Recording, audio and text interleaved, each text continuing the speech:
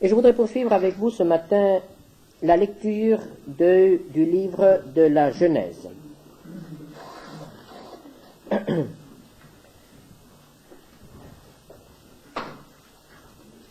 Notre dernier culte était consacré à ce que la Bible dit de la civilisation antédiluvienne.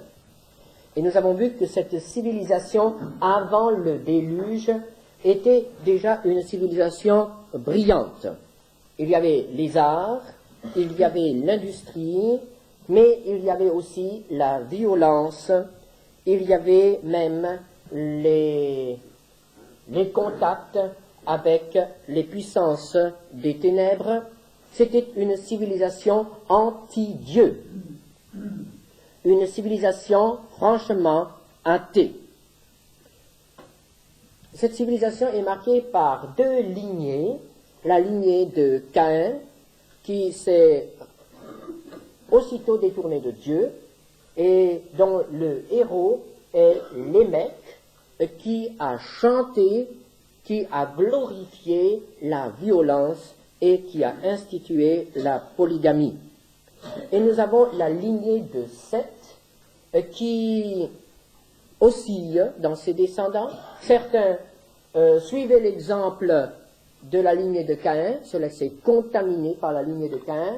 D'autres, au contraire, essayaient de retrouver la foi d'Abel, le premier juste.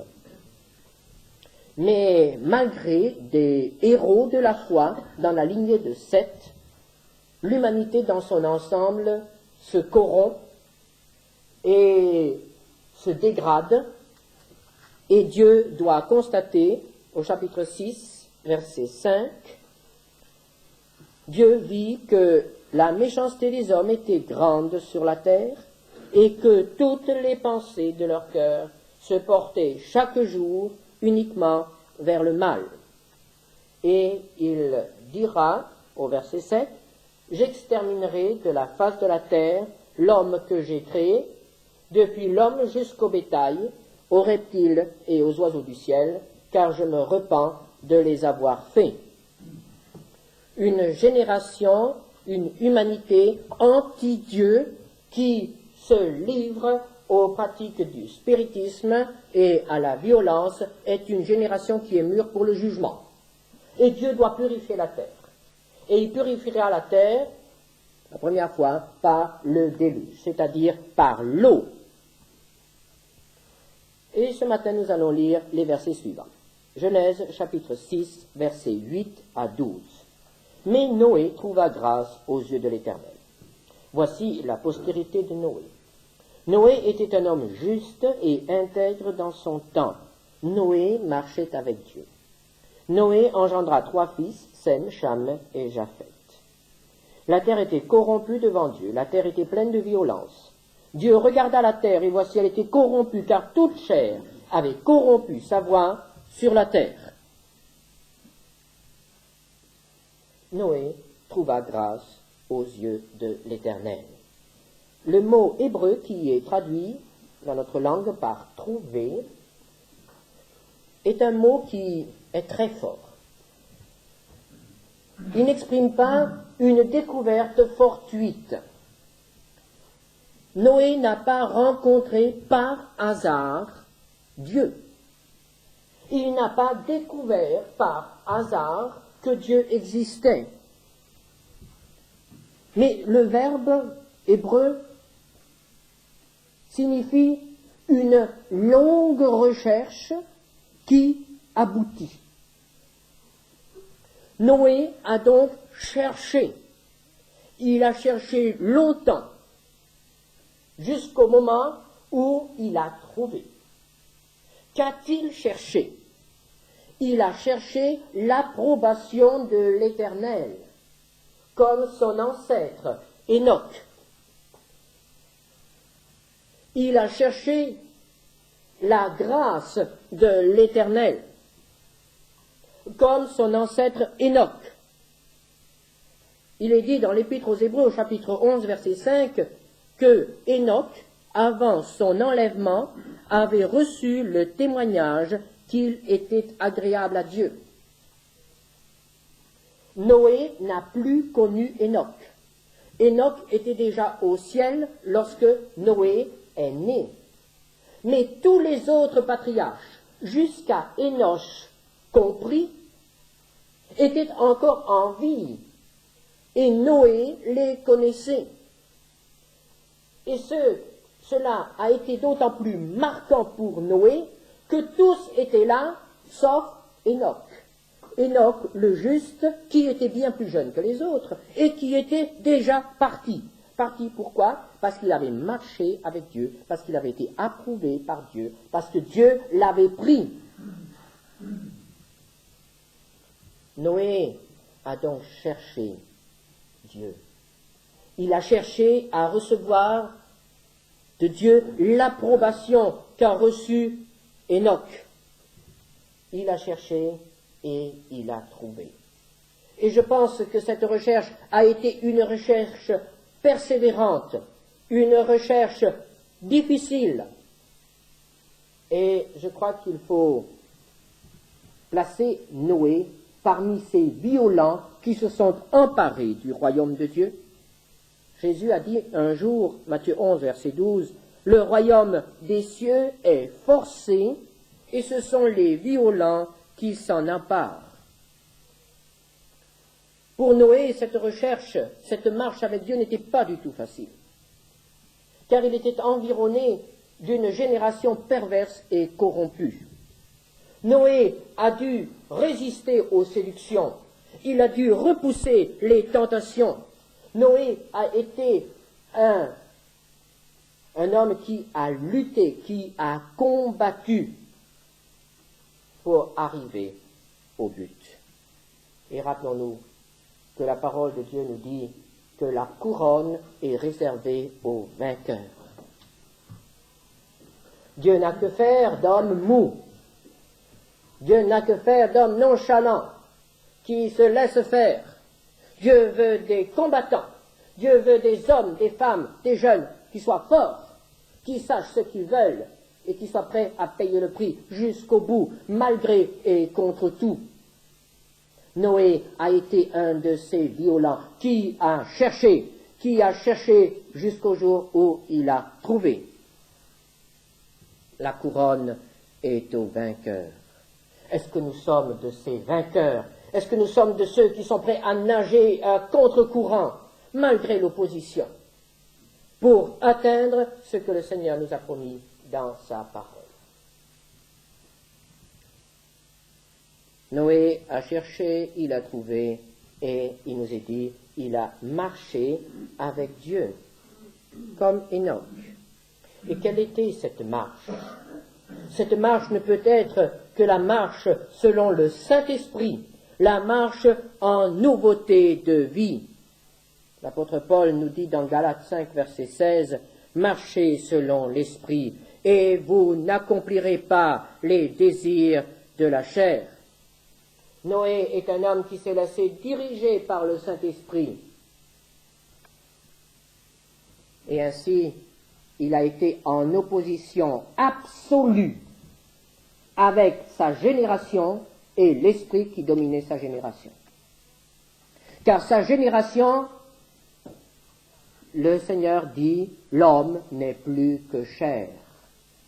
Sa génération était marquée par l'emprise, par la victoire de la chair.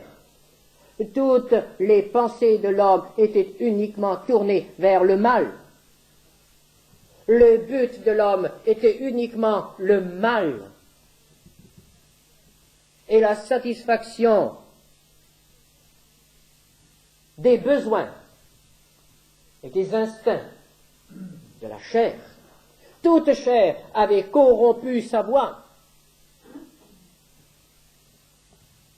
Et voici un homme qui marche selon le Saint-Esprit, au milieu d'une génération qui n'est plus que chair, une génération qui est dominée par l'esprit des ténèbres, l'esprit anti-Dieu. Ce n'était certainement pas facile pour Noé de marcher avec Dieu. Le verset 9 nous dit, Noé était un homme juste et intègre dans son temps. Et chaque parole, chaque mot a ici son importance. Son temps, nous l'avons déjà décrit. Toutes les pensées se portaient chaque jour uniquement vers le mal. Et au verset 11, la terre était corrompue devant Dieu, la terre était pleine de violence. Et au verset 12, et voici, elle était corrompue, et toute chair avait corrompu sa voix sur la terre. C'était là le temps de Noé. Une génération corrompue, une civilisation qui s'est laissée détruire par la chair et par l'esprit des ténèbres. Et c'est dans cette génération, c'est dans ce temps-là que Noé a été juste et intègre. Juste marque ses relations avec Dieu. Il avait la foi. Il était agréable à Dieu en son temps. Et intègre, cela marque ses relations avec son entourage. Un entourage qui ne connaissait que la violence et que l'égoïsme. Noé a été intègre, c'est-à-dire il a été honnête, il a été droit. Quelle différence entre Noé et sa génération. Noé devait être connu. Noé devait vraiment dénoter dans son temps. Et cela nous prouve, chers frères et sœurs, qu'il est possible d'être juste et intègre, d'être agréable à Dieu quand on est seul au milieu d'une génération ou d'un entourage mauvais. Bien sûr, le milieu, bien sûr, notre entourage a une influence sur nous. Mais dans la Bible, cela n'est pas une excuse. Et ce ne sera pas une excuse un jour devant Dieu. Nous ne pourrons pas dire, ah, mais les autres. Dieu offre un salut personnel et il nous jugera personnellement.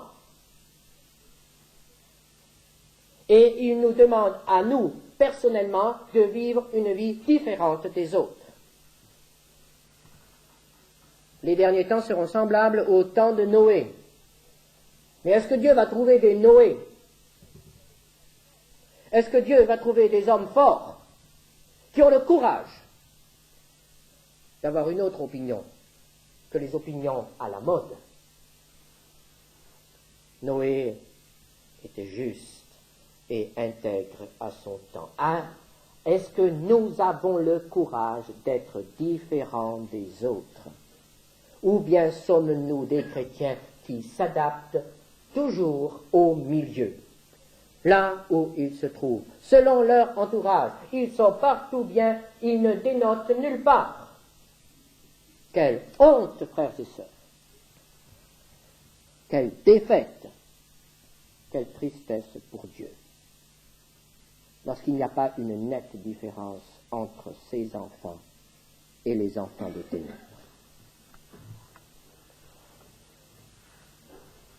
Pour Noé, ce n'était pas facile. Mais les choses sont devenues encore bien plus difficiles le jour où Dieu a révélé ses pensées, ses projets à son serviteur. Car on ne peut pas marcher avec Dieu sans connaître la pensée de Dieu. Et nous voyons que toujours à nouveau, Dieu révèle ses projets à ceux qui marchent avec lui, ceux qui sont avec lui. Le prophète Amos nous dit dans Amos 3, verset 7, « Le Seigneur l'Éternel ne fait rien sans avoir révélé son secret à ses serviteurs, les prophètes. » Enoch a marché avec Dieu, et Dieu lui a dit, le jugement va s'abattre sur cette génération, sur cette race impie. Noé a marché avec Dieu, et Dieu lui a dit, c'est maintenant l'heure du jugement. Et le jugement sera un déluge. La destruction est décidée. Il n'y a plus de délai. Je vais détruire la terre. mais je vais encore donner un moyen de salut. Et il montre à Noé ce que sera ce moyen de salut, un bateau. Et Noé sera le constructeur de ce bateau.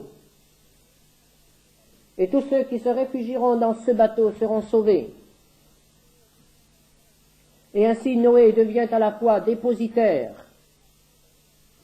de la révélation du jugement et de la révélation du salut. Quel dépôt, quelle responsabilité. Jusqu'à présent, Noé était différent par sa conduite. Maintenant, il va être différent par l'utilisation, par l'emploi de toutes ses ressources, de son temps et de sa vie. Jusqu'à présent, il s'occupait de ses affaires d'une manière différente des autres. Mais maintenant, il va être obligé de se compromettre, de faire quelque chose qui est tout à fait différent de ce que les autres faisaient. Il va devoir se compromettre. Jusqu'à présent, il s'engageait lui seul par sa vie. Il était différent. Mais maintenant, il va devoir répondre aux questions de ceux qui s'adresseront à lui, en voyant la construction de ce bateau. Il y a donc une décision à prendre. Et Noé doit prendre cette décision, qui n'est pas facile, construire un bateau au milieu des terres. Un bateau énorme pour son temps. Et d'expliquer pourquoi il construit ce bateau. Parce que Dieu, ce Dieu dont personne ne croit plus qu'il existe, parce que ce Dieu qui était rayé de la pensée des hommes, ce Dieu va juger les hommes. Quelle folie! Nous ne savons pas ce que Noé a pensé. Ce n'est pas dit. Mais nous savons ce que Noé a fait. Noé a obéi. Chapitre 6, verset 22. C'est ce que fit Noé. Il exécuta tout ce que Dieu lui avait ordonné. Et ainsi, il a prouvé qu'il croyait que Dieu allait vraiment envoyer un déluge. Il a prouvé qu'il croyait vraiment en Dieu et en sa parole. Et son œuvre a donné tout le poids à son message, car désormais il peut à cette œuvre. Et l'Épître aux Hébreux souligne cela dans Hébreux 11, verset 7, où il est dit: c'est par la foi que Noé, divinement averti des choses qu'on ne voyait pas encore, et saisi d'une crainte respectueuse, construisit une arche pour sauver sa famille. C'est par elle qu'il condamna le monde et devint héritier de la justice qui s'obtient par la foi. Son œuvre, sa vie, ont manifesté sa foi, ont manifesté qu'il croyait en ce qu'il avait entendu et qu'il croyait en ce qu'il prêchait. Et là, nous devons nous arrêter un instant, frères et sœurs, et l'appliquer à notre vie. Nous disons, par exemple, Dieu condamne la vaine manière de vivre du monde. Mais nous vivons comme le monde. Nous disons, Jésus satisfait pleinement. Mais nous nous plaignons. Nous sommes insatisfaits. Nous disons, Jésus seul sauve. Celui qui n'est pas en Christ est perdu. Et si nous le croyons vraiment? Est-ce que nous ne ferions pas quelque chose pour que le monde entier sache que Christ seul sauve? Que celui qui n'est pas en Christ est réellement, éternellement perdu. Et sans penser au monde entier, frères et sœurs, nous avons des membres de nos familles qui sont inconvertis. Mais pour avoir la paix à la maison, nous nous taisons. Nous avons des amis. Mais pour garder les amis, nous nous taisons et nous préférons qu'ils aillent éternellement dans la perdition, pour que nous puissions jouir égoïstement de leur amitié pendant quelques années sur cette terre.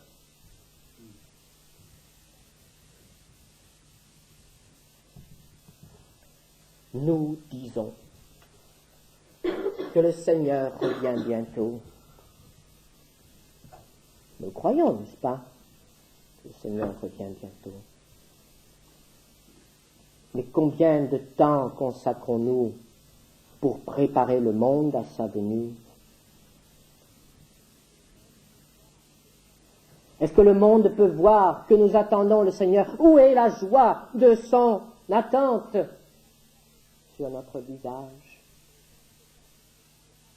Est-ce que le monde peut voir que nous nous préparons à accueillir le Seigneur?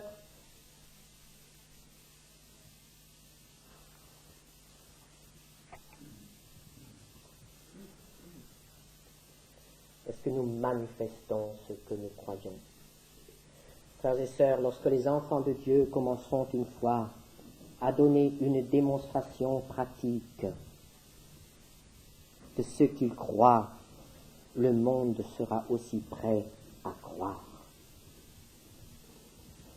Lorsque l'Église commencera à rendre un témoignage, non pas un témoignage égoïste, mais un témoignage à la gloire de Dieu, lorsque les chrétiens commenceront à mettre leur argent pour diffuser la parole de Dieu, pour donner la Bible, pour donner des traités, pour faire connaître la parole de Dieu à la radio, pour ouvrir de nouvelles salles, pour ouvrir des stations missionnaires, pour envoyer des missionnaires, lorsque cet argent des chrétiens commencera à être un petit peu liquide, commencera à circuler un petit peu, parce que nous croyons que c'est la fin des temps, parce que nous croyons que l'Antichrist vient, parce que nous croyons que l'Antichrist prendra notre argent qui est à la banque, et parce que nous croyons que notre argent qui est à la banque est déjà en train de préparer le royaume de l'Antichrist, parce qu'il sert à fabriquer des canons ou autre chose. Lorsque les croyants commenceront à voir les choses autrement, alors le monde croira. Le jour où Noé a cru que le déluge allait venir, il a laissé son champ, il a laissé ses amis, il a pris ses enfants et il a commencé à couper du bois. Et il a commencé à équarrir les troncs, et il a commencé à tailler les troncs, il a commencé à construire son bateau. Et il lui a fallu des années, et il a construit son bateau. Et le monde est venu, et il a dit, Noé ta ferme, Noé ta maison, Noé ton troupeau. Il lui a répondu, mes amis, il est grand temps que j'achève mon bateau, car le déluge vient. Noé était une prédication vivante, parce qu'il croyait Dieu. Il prenait Dieu au sérieux. Et il a terminé. Il a terminé à temps, ou plutôt Dieu a attendu qu'il termine, car Dieu est patient. Et au chapitre 7, verset 1, l'Éternel dit à Noé, entre dans l'arche, toi et toute ta maison, car je t'ai vu juste devant moi parmi cette génération. Quel témoignage! Je t'ai vu, et tu es agréable au milieu de cette génération. Et maintenant, entre. Pourquoi a-t-il pu entrer? Parce qu'il a achevé. Et cela est souligné à 2 reprises. Genèse 6, verset 22, il exécuta tout. Et Genèse 7, verset 5, et Noé exécuta tout ce que l'Éternel lui avait ordonné. Cela est souligné, Dieu rend témoignage, Noé a tout fait ce que je lui ai commandé.